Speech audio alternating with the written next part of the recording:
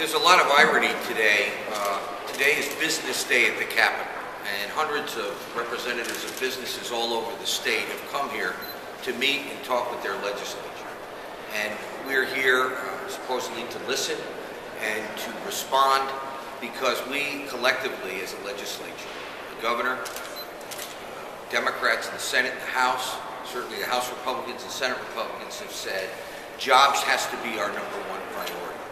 The irony is that on this very day of business day at the Capitol, we have the Assistant President Pro Tem of the Senate, Edith Craig, comes out and says she, as also chairman of the Labor Committee, will fight hard and push forward for the passage of legislation that business owners across this state are begging not to come forth because it's a job killer.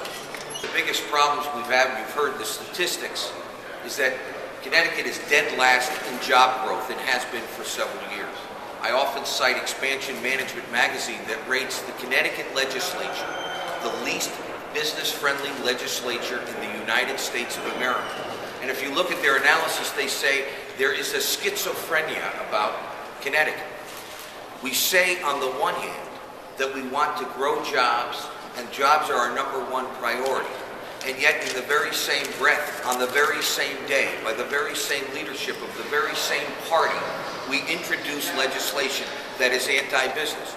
You might remember 2 years ago, Senator Williams and at the time Speaker Jim Amon said that the session of 2008 was going to be jobs. Senate Bill number 1 was all about jobs.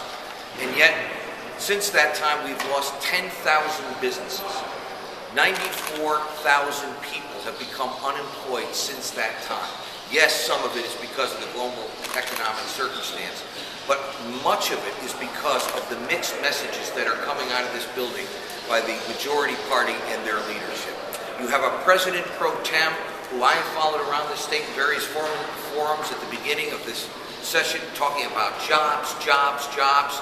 And then you have the Assistant President Pro Tem of the same party saying that we're going to put forth a paid sick day bill. The mixed messages that are being heard by the business community never cease.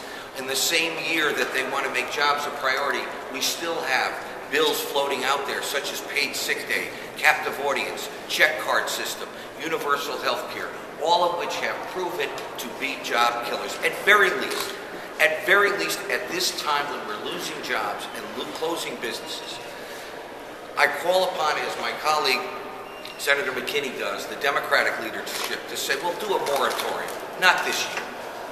Let's wait a year or two before we bring this up. For God's sakes, our business community needs help.